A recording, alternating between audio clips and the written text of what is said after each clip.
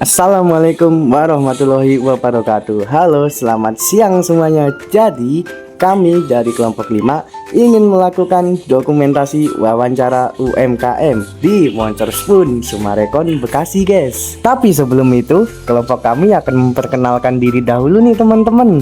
Yang pertama ada saya sendiri, Asraf Rizqullah. Lalu disusul dengan teman saya yaitu Nadilah dan Maisila. Dan yang terakhir Hanifah dan Afifah. Lalu tujuan kami mewawancara Monster Spoon adalah untuk menganalisa strategi yang diterapkan Monster Spoon dalam mengembangkan usahanya nih, teman-teman. Penasaran dengan hasil wawancara kita, guys? Ini dia hasilnya.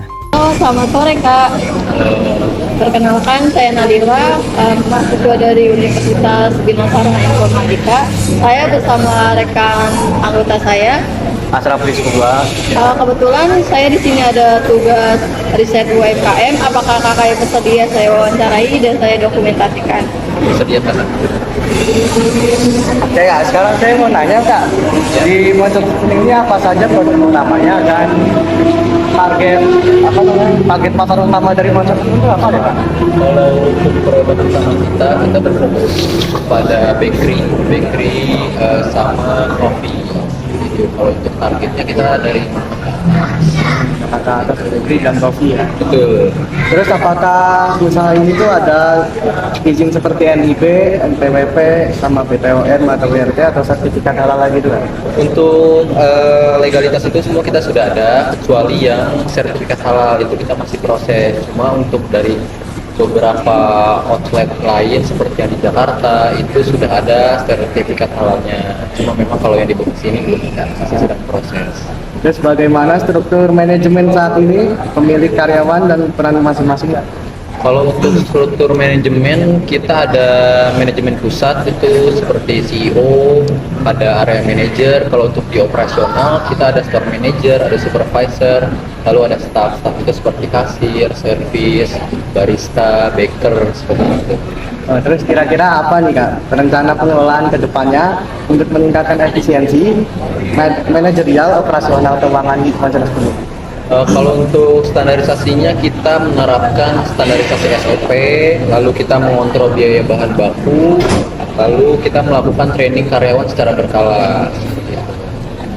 Terus bagaimana strategi pemasaran yang dilakukan konsep 7P Pak? Seperti produk, price, place, promotion, people, proses, and physical evidence. Kalau untuk 7P itu dari produk dulu ya, kita untuk produk kita memberikan bakery premium khas Prancis. Kalau untuk price memang kita relatif tinggi premium seperti itu. Kalau untuk place-nya kita memiliki lokasi yang strategis. Jadi di setiap outlet itu, di setiap mall kita selalu ada di lobby utama. Lalu untuk promosi itu kita ada di selalu melakukan promosi di sosial media. Dan kalau untuk people, kita memiliki staff yang terlatih, lalu ada proses, kita memberikan SOP produksi yang ketat, dan physical evidence ini kita memiliki desain outlet khas Eropa, khas Prancis. Lalu strategi apa yang sudah diterapkan dalam pengembangan pemasaran operasional keuangan dan SDM Monster Spoon ini Kak? Kalau untuk pengembangan kita memiliki melakukan pemasaran, kita memiliki branding yang cukup kuat dan kita juga konsisten dalam hal itu. Lalu untuk operasional kita memberikan produk yang konsisten dari segi rasa dan kualitas. Lalu untuk keuangan kita kontrol dari segi margin, dan untuk SDM-nya kita melakukan pelatihan rutin secara berkala. Ya, saya lihat cukup menarik. Sepertinya besar juga. Kira-kira berapa Kak modal Monster Spoon ini tuh Kak? Kira-kira untuk modal untuk per outletnya itu di kisaran 500 juta sampai 1 atau 2 miliar. Itu modal awalnya. Baik nih Kak, untuk pertanyaan selanjutnya. Berapa rata-rata omset per bulan dan apa saja pengeluaran rutin setiap bulannya? Lalu bagaimana cara mengolah keuangan agar tetap stabil? Oke, kalau dari segi omset, untuk omset kita per bulan itu berkisar minimal sekitar 700 juta sampai sekitar 2 miliar itu untuk per bulannya. Lalu untuk pengeluarannya kita ada sewa, lalu bahan baku, lalu ada gaji karyawan, listrik, air, gas, dan lain-lain. Lalu untuk stabilitasnya kita melakukan pencatatan rapi keuangan, lalu mengontrol stok produk yang ada di outlet, serta melakukan evaluasi secara rutin. Ya Kak, untuk selanjutnya nih Kak, bagaimana strategi dalam mempertahankan kualitas produk di semua cabang nih, Kak?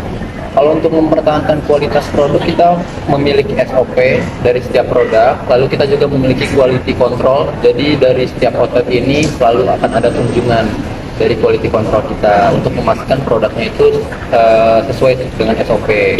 Gitu. Lalu nih Kak, bagaimana cara perusahaan menjaga kepuasan pelanggan? Kalau untuk kepuasan pelanggan, kita pasti memberikan pelayanan yang cepat, lalu memberikan produk yang konsisten, serta kita meminta kepada customer itu untuk memberikan feedbacknya. Jadi kita menerima kritik dari customer.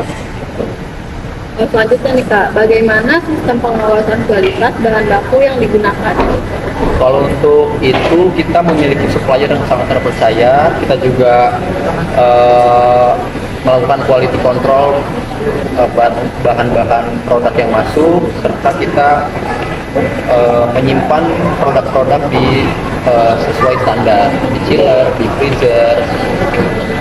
Lalu nih Kak, apa saja keunggulan utama usaha ini dibandingkan kompetitor kayak pesaing yang lain?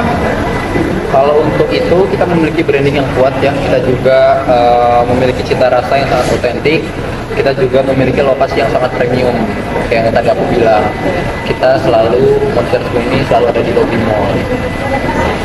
Lalu nih Kak ya, apa saja kendala atau kelemahan internal yang dihadapi dalam menjalankan usaha? Pasti kan setiap usaha pasti ada kendala. Betul. Apa aja? Kalau untuk kelemahan memang bisa dibilang kita memiliki harga yang cukup tinggi seperti itu. Lalu kita juga sangat ketergantungan dari bahan impor, sama kita memiliki kompetitor bakery yang cukup banyak. Lalu nih Kak ya, strategi apa saja yang digunakan untuk menarik pelanggan nih Kak? Kita harus ya memiliki visual produk yang menarik, lalu kita juga memberikan promo secara berkala, lalu kita aktif di sosial media. Di Instagram juga ya Kak? Pasti punya, harus itu. Yang terakhir nih Kak ya, Oke.